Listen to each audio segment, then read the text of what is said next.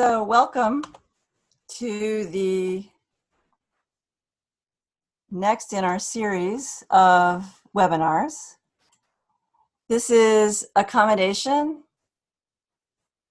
on your farm, 1 star to 5. I'm glad that you guys have joined us.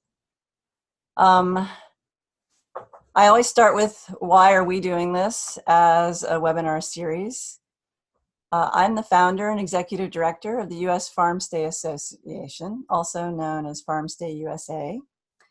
We launched in 2010 and became a trade association in 2014, so you can find us at farmstayus.com or farmstayusa.org. But I'm also the co-owner of Leaping Lamb Farm and a Farm Stay here, which I have had since 2006. So I am familiar with the kinds of issues that we all have on our farms and with our farm stays, and thought that I would also tap into the expertise of a number of our farmers so that we could share our best practices with all of you. I wanted to do a little housekeeping first. Zoom,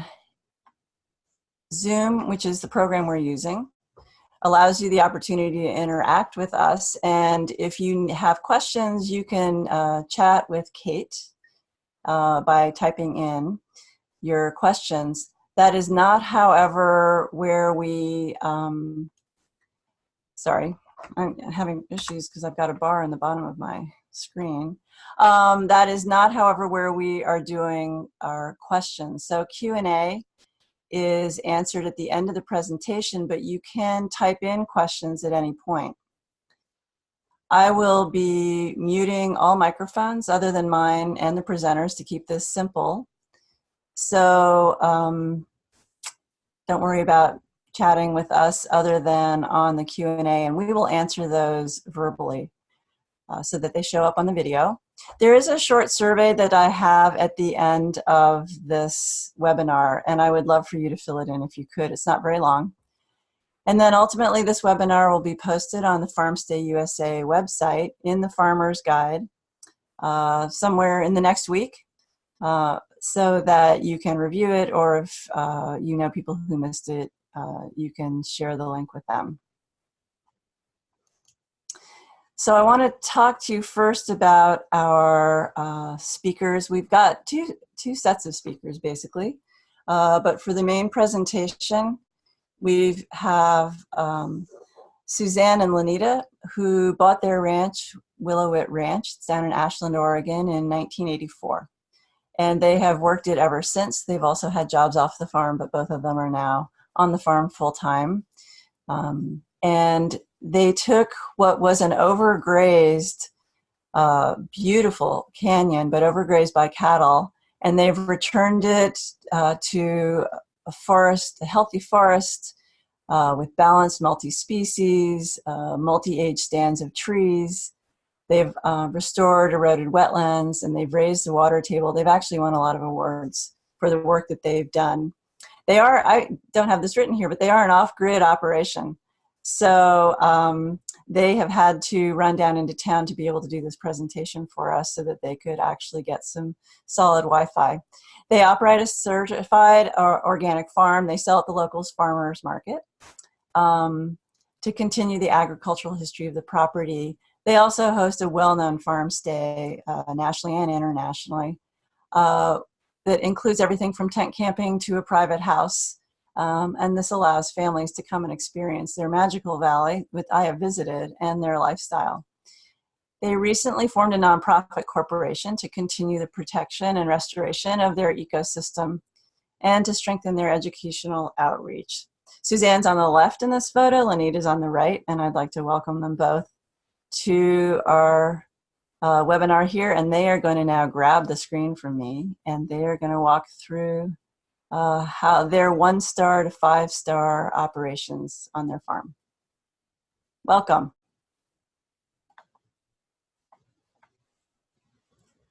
Suzanne, grab that screen. Okay, we got to unmute, and we'll catch share. Easier said than done for some of us older folks. It will stop your screen sharing, yes.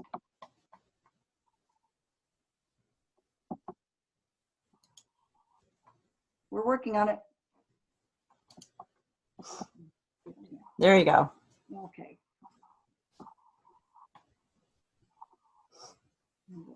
Slideshow. We're going to start from the beginning.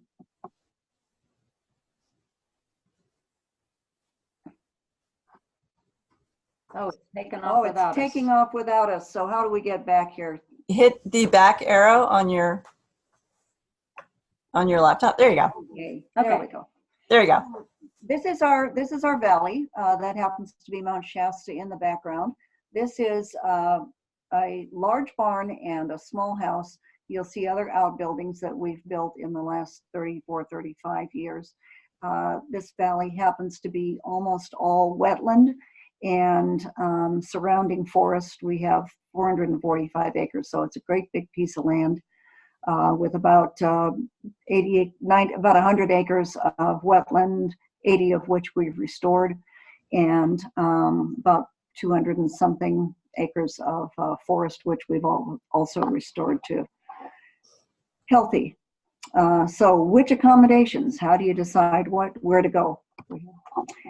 Start where you are. So this is what the land looked like in 1984 when we found it. We thought it was gorgeous, which it had potential. Looking at it now, it looks beyond derelict. We didn't look back at these pictures for quite a few years. We basically almost rebuilt the house. We have the original roof on both the barn and the house. And then we've kind of redone the inside of each. And go ahead to the next.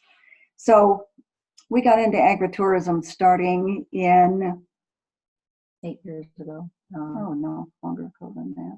We started, well, the campground's been going for 10, probably in about 2009, something like that.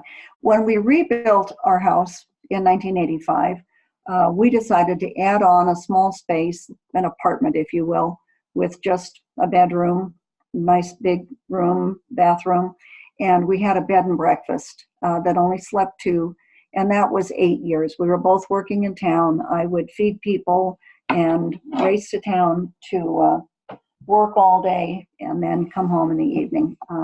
So it got tiring after quite a while.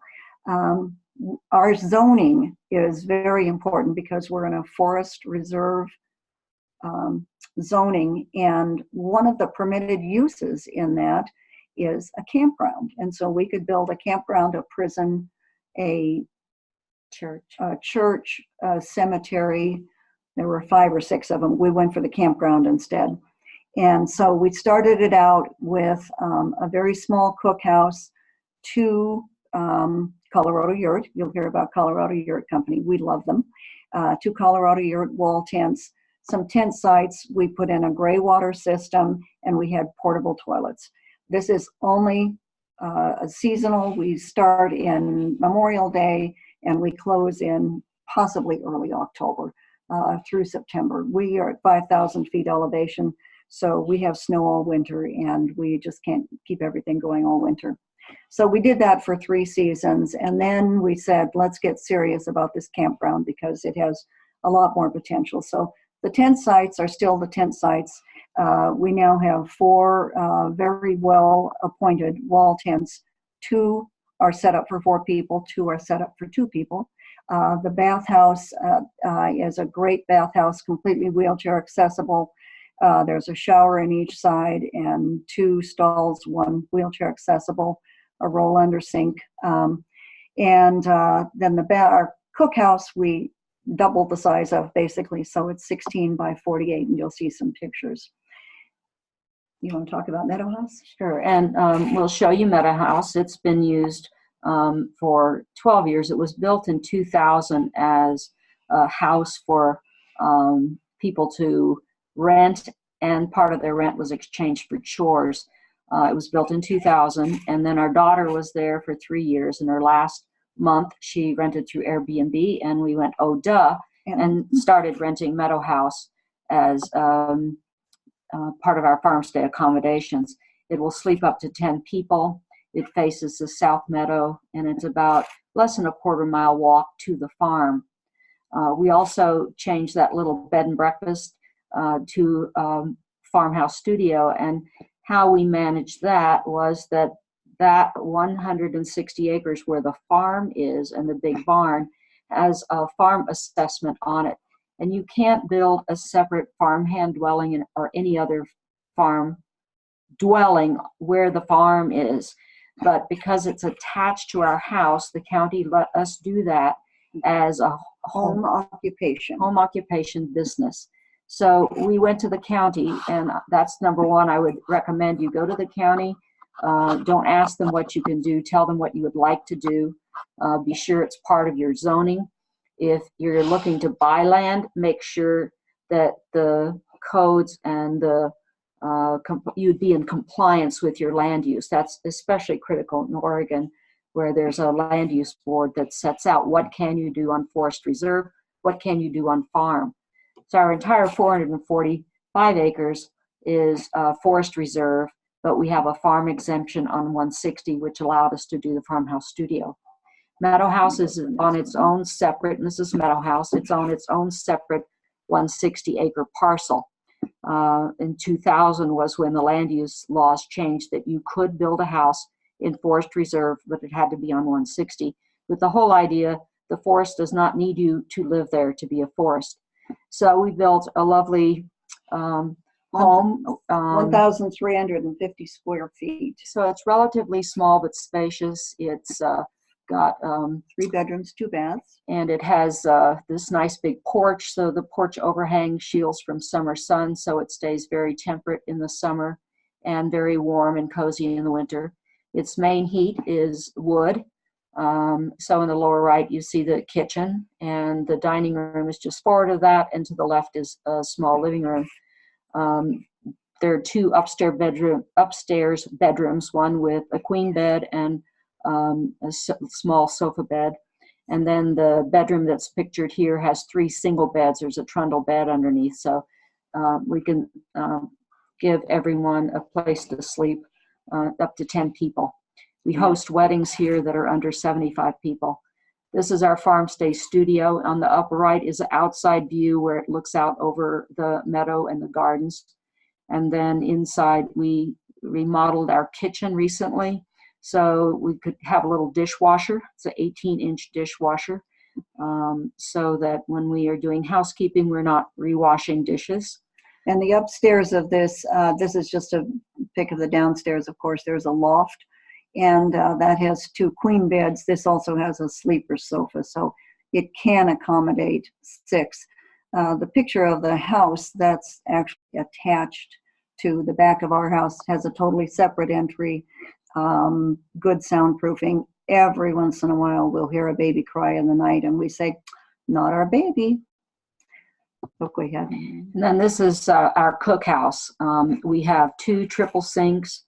We have 2 cutting boards. There's an island between the cutting board and 2 stoves, and on the other side is a cutting board, prep table, and then 2 stoves.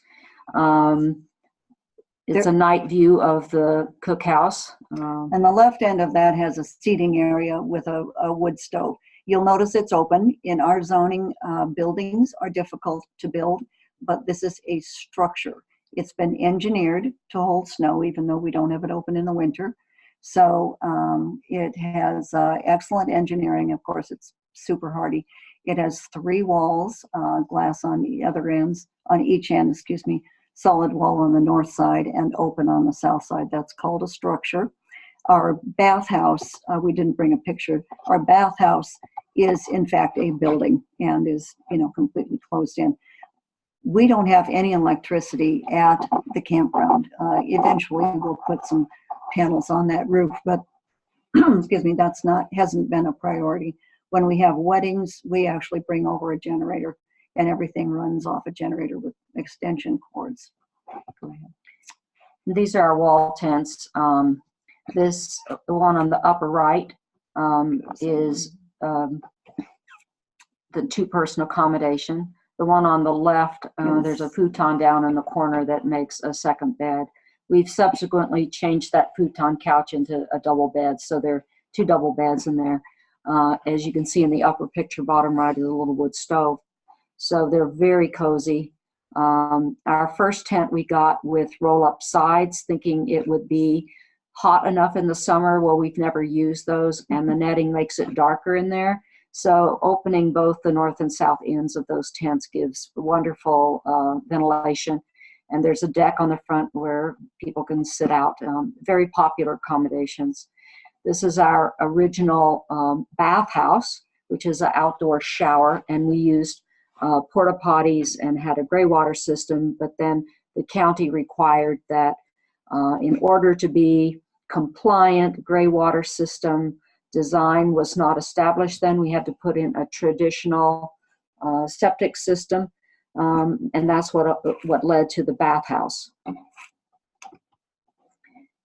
And some of the questions that were asked about the accommodations is what is the focus of each. And I would just say customer comfort.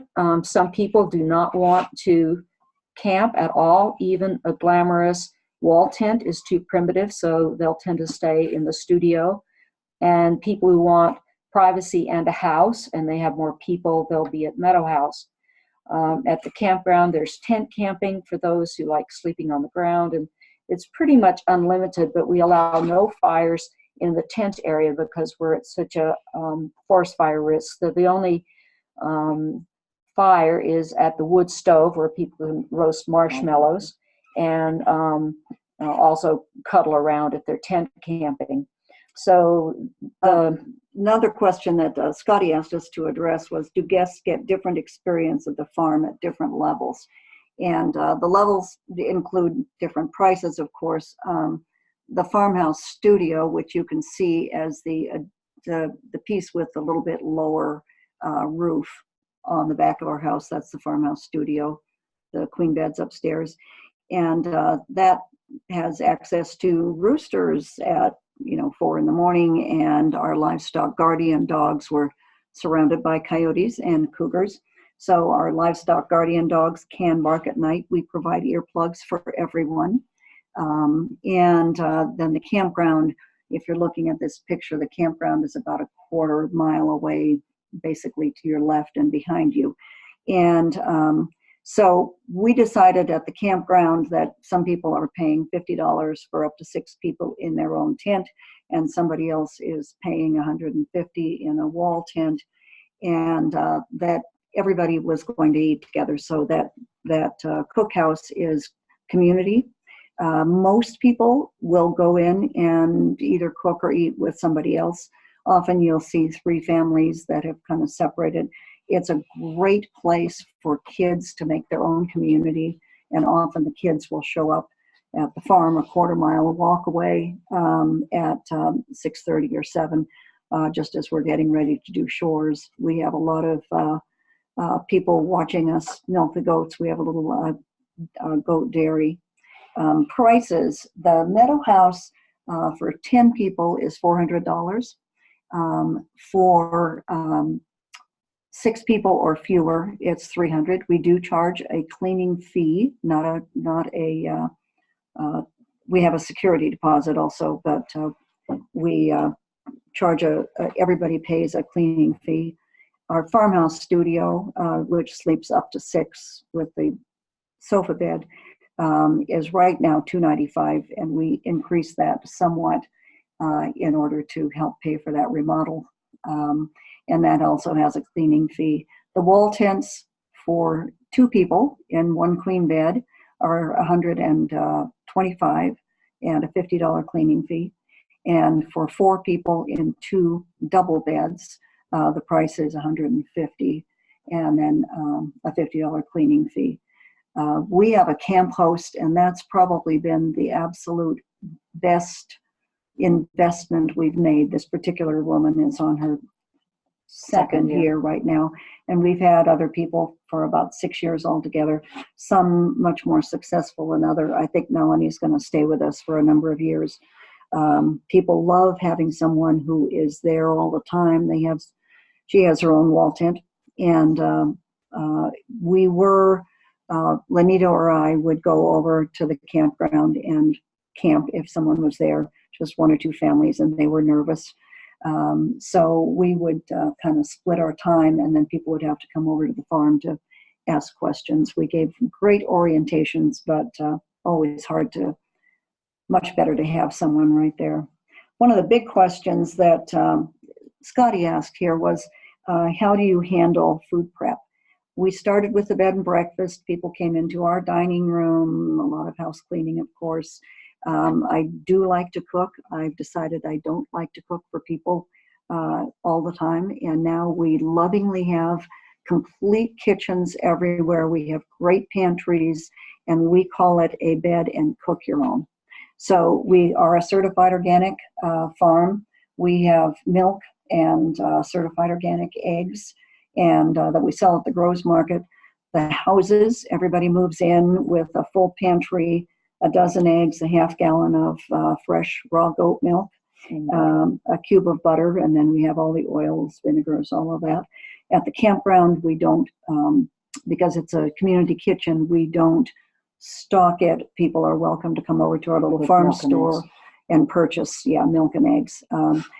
We let our guests, you pick from our garden, you pick and pay from our garden, and it's all on a weight system. Of course, it's on an honor system. Everybody has a little 3x5 card. They write down what they've purchased. We resale things like the makings for organic s'mores through our farm store. We have pastas, bread, pasta sauces. We sell meats. We have goat meat. We raised pigs for years. We have the end of our pork, our chicken, our sausages. Describe how we went from the and the outdoor showers went you did in the some composting. Of that. And that was the county requirement that Yes. we have the official bathhouse. And laundry from the campground, meadow house, and the farm stay studio.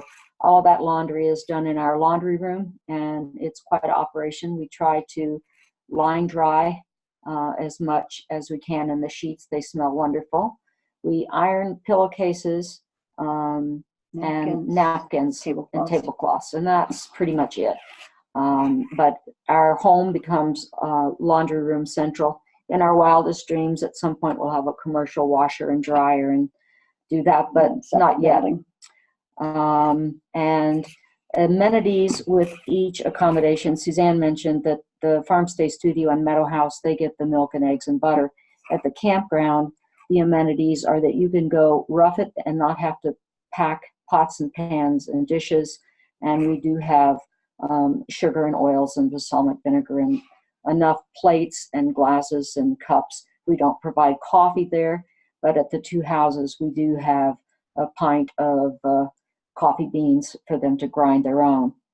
And we have on the farm 4 full-time people in the summer, 3 in the winter. And when we have winter guests, we have a person who's worked for us for many years who comes up and cleans the farm stay studio or meadow house in the winter times, because that's usually limited just to weekend accommodations. We really hit our boom when school is out, and that's when the campground wakes up, and we have the full-time camp host. This year we have someone who's doing yard work, and we'll stay at the campground on Tuesdays and Wednesdays when our camp host has time off. So that's basically 5 full-time and 2 part-time people in the summer. I think we're going to stop sharing now and turn this back to Scotty. Okay, I'm happy to take it, and I am going to grab this from them. Okay. That was wonderful. Thank you so much. And all of you that have questions, those will be answered at the end. Let me get to the next page here. Maybe I'll get to the next one. There we go. So our next guest speaker is Ivy Fife. She's the marketing manager for Colorado Yurt Company, and you heard Suzanne and Lanita talk about the fact that that is actually where they got their walled tents from. She's been in her position for 8 years. She's managing the marketing and social media, trade shows, blogs. She actually approached us, and for full disclosure, she is our first associate member with Farmstay USA. So we're very excited about that because we know we have a lot of farmers who are kind of wondering where, how much to do on their farms. So it was wonderful that Suzanne and Lanita can kind of show it in action, and Ivy can show it in action as well, but kind of what they have. So their company is based in Western Colorado. They've been doing this for over 40 years, and they make yurts, teepees, and tents for customers all over the world. So welcome, Ivy. I'm going to have you grab this screen for me, and hopefully that will work. All right, I'm here. Let me start my slideshow from the beginning. What I'm going to show you are just some different examples of our customers and how they've used our products in farm and agricultural type situations. We've been doing it for years, you know, before it really became trendy, but we do have some long-term customers and some new customers really all over the world that are putting accommodations in on their farms and ranches and asking people to come stay. So one of the best examples and one of our longest term customers is Huckleberry Tent and Breakfast in Idaho. They are a B&B homesteading experience, and they've used our platform tents as lodging. The next one is right here in Colorado. It is a CBD farm and retreat center. For those who don't know, CBD is marijuana-based products. They have a grow, and they also rent their yurts out and use them as retreat centers. So I think they've got 3 small yurts and 1 large yurt, and they are planning on expanding soon. This is an example. It's called Bel Campo. It's a meat farm. Basically, it's a kind of a meat experience that you go to. There are several different locations in California. They also are using the tents. I'm going to a little bit talk about how each product works.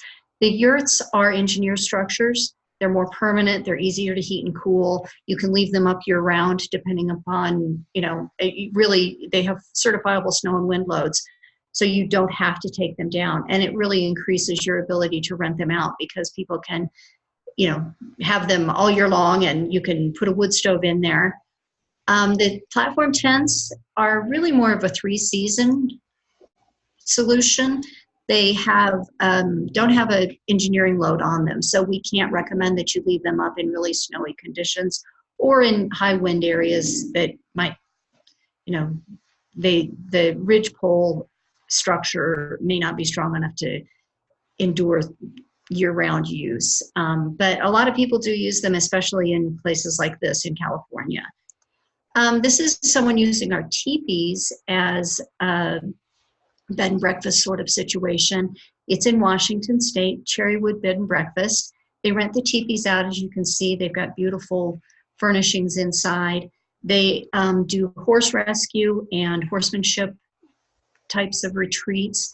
They also have wine tours, and they're using it, and they have a wellness center there also. This is a new customer. They just have pitched their yurts. They're in Japan. It's actually Hopi Hills is the name of it. It's one of the snowiest regions in Asia. They do ski, sort of backcountry sort of ski stuff in the wintertime, and they do farm stay also. They also have a little restaurant there with a coffee shop. This one is a really nice example of a farm stay. They're using yurts, and they are in Vermont, and they're using them year round. They are, I think they've got 5 small yurts and a couple medium-sized yurts so that they can appeal to different size groups and families as well as couples. This is just an information slide of who we are and what we do. We have yurts, teepees, and tents. The teepees are traditional Sioux-style teepees, and they probably are a better solution for spring, summer, maybe into the fall. They are the closest to nature. You really can't keep the bugs out. The tents, as Willow-Witt Farm can attest. They are very comfortable, and there's different features you can get, such as mosquito netting. They always have the option of rolling up the side walls to create more ventilation, or just open it up to the breezes. And then the yurts are come in 5 different sizes, anywhere from 200 square feet up to 706 square feet. And they are the most cabin-like of our structures, but they're very spacious inside. They have a soaring ceiling, the dome at the top lets in a lot of air and light. So in fact, Airbnb did a survey recently, and the 3 structures people want to rent the most are castles, tree houses, and yurts. So we see most of our customers that are using our products are pretty successful in getting them rented and keeping them rented. And we can advise on which ones might be best for your climate and the target customer that you're going for. I'm going to stop sharing now, and I will grab it back. all right. So thank you very much for that. And let me get just to my next slide.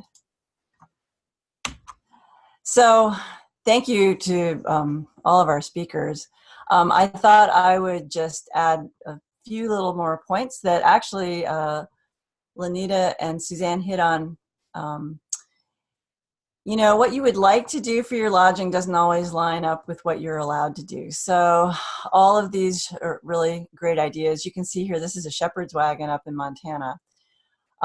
You do need to make sure you talk to your planning department and your building department. So if you're planning on taking your old chicken coop and making it into lodging, well, maybe that's an ag building that you're going to have to do a lot more to than you realized. And the planning department really deals with your zoning. So therefore, are you allowed to put up 3 yurts on your property? Or are you allowed to build a house on your property? And in a number of states, you absolutely are. So you just want to make sure before you get too far into it that you've gone and had a conversation about what you're allowed to do. You do also need to figure out how you're going to insure these buildings, whether it is part of your farmhouse because you're allowing guests to come into your farmhouse with you, you're renting out rooms, or if it's a shepherd's wagon or a yurt. And sometimes it involves just getting your agent out there and helping them come up with some terminology about what that building is. I would say just because it's a tent doesn't mean it can't be nicely appointed. And you saw in all the photographs there of those platform tents that they have bedding, they have beds, they have chairs, they have rugs. That teepee also looked like it had some artwork. So just because it's rough and ready doesn't mean it has to be rough and ready everywhere. And I think that what Suzanne and Lanita have shown for a area for cooking food, especially if you're in a place where it's dry and hot in the summer and you don't want people having fires, to come up with a cook structure is a brilliant idea. Plus, a lot of people when they're camping do like to sit down together. So if you're providing that space for them, then you are taking yourself from a 1-star up to a 3 or 4 or 5-star for camping. And then I would add my last piece here, which is if guests sleep well, which means they're comfortable, they generally are happy, contented guests. And just think about when you travel that if the bedding is good, the beds are the mattresses are good, the pillows are good, the sheets are good. That does add to that 5-star sleep versus something that maybe is not quite as comfortable. So that's my 2 cents on getting yourself from a 1-star to a 5-star is good bedding. Scotty, can you hear us? Yes. It's Suzanne. We have 5-star ratings on all the Yelp and Airbnb and all those things. We have people constantly comment. We use down duvets, we have down pillows, we have really good 100% cotton sheets, organic if we can. And that's always at the top of people's remembrance is number 1, the outdoor showers at the campground. And, oh, the bedding was so comfortable. The beds were wonderful. It was so nicely appointed. Makes a huge difference. Yeah, no, absolutely. I'm totally with you. So this is where, if you're on our website, on the Farmstay USA website, there is a section under the Farmer's Guide for accommodations, where I just refer you to the feasibility worksheet that has some examples of different kinds of lodging and talks a little bit about amenities in there as well. And this is longer than this page showed here, but it's our 2 cents about what makes for good lodging and good amenities. And recognizing that not everybody, it doesn't have to be 5-star. If you're advertising it as 5-star, then make it 5-star. You can advertise it as 1-star. And so as long as you set those expectations before people get there, then everything works out just fine. So thank you all for listening to what we had to say, but now we want to look at your questions. And I can see one question here. You guys need to ask more questions, because I'm going to ask a question and I don't know how to type them in here, but I'm going to read Kara's first. And then I think this question is probably for Suzanne and Lanita, and it says, absolutely amazing. Do you provide mosquito tick repellent? And I'm going to let them answer that live. Okay, we just unmuted. Go ahead. We do have sunscreen, mosquito repellent in our farm store, but we really have so many swallows and other birds that eat mosquitoes. Even though we have a wetland there, we have not had huge mosquito issues. And rare ticks. If you go off the hiking trails and cross country through the brush, you can get one. I've had one tick in 34 years, I guess. So the dogs find more ticks because they're out there, but it's not been a big issue for us. Cool. And Are there other questions? You guys have to have questions. Well, I'm going to ask a question right now of Ivy. I want to know, how much does it cost me to get into a teepee or a yurt or a platform tent? Because I have absolutely no idea. Well, each one of our products is custom made. We have 9 different sizes of teepees, 5 different sizes of tents, and 5 different sizes of yurts. So teepee, I would say you're going to spend, depending upon the size that you get and the options, you can maybe as little as $1,000 and up to $3,500 to $4,000. Tents are the next tier. I would say $2,200 up to $5,000. And yurts are going to go anywhere from about $9,000 up above $20,000, depending upon your options, the size, and the upgrades that you get. And so does that mean they come to me on a truck and then I put them up? Do I have to build the platform for the yurt and the tents? Yes, and yes, you would build the platforms, and we give you plans to do that. So you either hire a contractor, or if you're handy, you can do it yourself.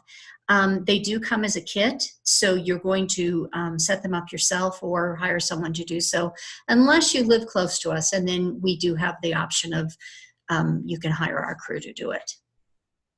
Okay. This is Suzanne. I'd like to say that they have excellent plans on their website. And we, because we have so much snow, we actually take our tents all the way down and fold them up every winter and put all our belongings into our bathhouse or our cookhouse and then put them back up again in the spring. And we've been doing that for probably 10 years now or a little more. And they're in great shape. They just keep cooking along. They've been wonderful. Well, thank you. Yep. Wow. Okay, so there is a question from Penny, who wants to know about stars. She wants to know why I don't think my cabin rates 5 stars.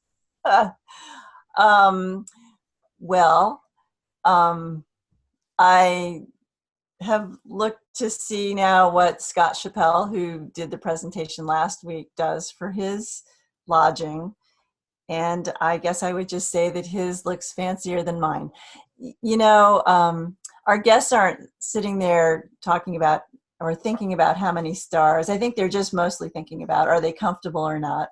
And I would say that if you can exceed expectations, you're going to get 5 stars from them as a rating anyway.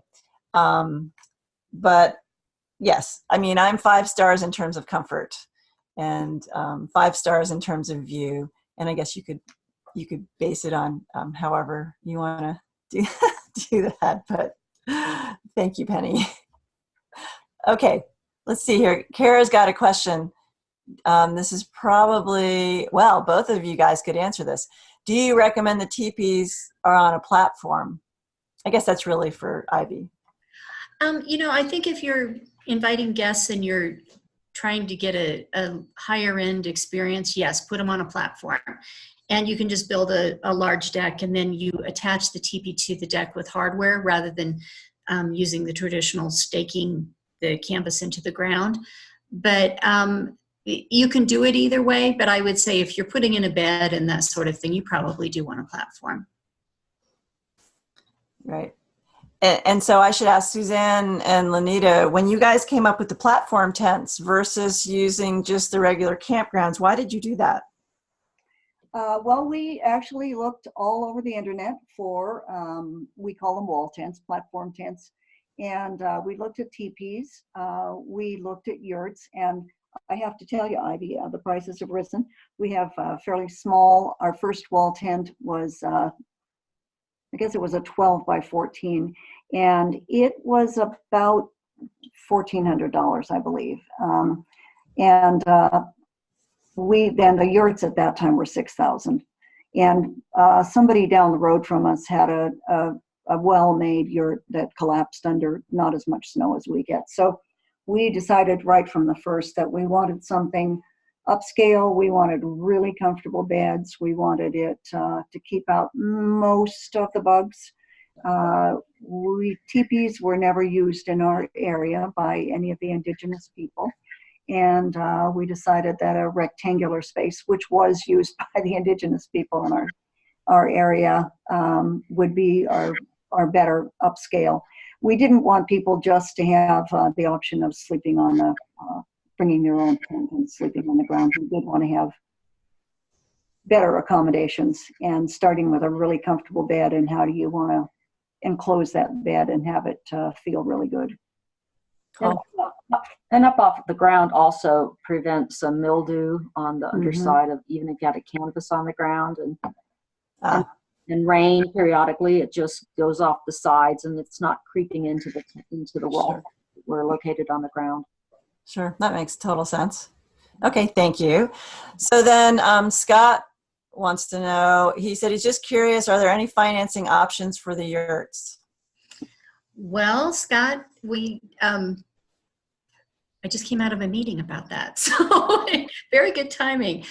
We are exploring that, and we should be offering something pretty soon. It would have to be someone who's pretty well qualified, and it would be through a third-party financing company. But right now, we're kind of vetting those companies to try and decide which way we're going to go. But the way we usually have worked in the past is we need a 50% deposit to be able to start making your yurt. And then it needs to be paid in full before it ships. So you can take as long as you need to get to those points. But that's how we traditionally have done it. But we are looking, and hopefully we'll be offering some financing options for our customers very soon. Okay, so are there any other questions that anybody has for Suzanne and Lanita, for Ivy, for us? If not, then I think that this is the end of this presentation. And I'm really glad that you all joined us this time, and I hope you will join us again.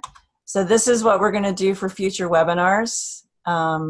June 20th, it's going to be Marketing Basics, another one of our farms who we find does a really good job at marketing, is going to come and talk about what he does. I'll be talking about reservations in July, different kinds of reservation systems. We have a professional photographer who's one of our farmers who's going to be talking about how to take a good photo. We'll do extras in August, and we'll also be doing Avoiding Burnout from one of our farmers who's been a farm stay host since the late 80s, and how she made it through, or still making it through, and running a large dairy. So anyway, thank you guys very much for attending this webinar, and we look forward to presenting more best practices in farm stays. Thanks again very much. Thank you, Scotty. Thank you, Scotty. Okay, goodbye. Bye-bye.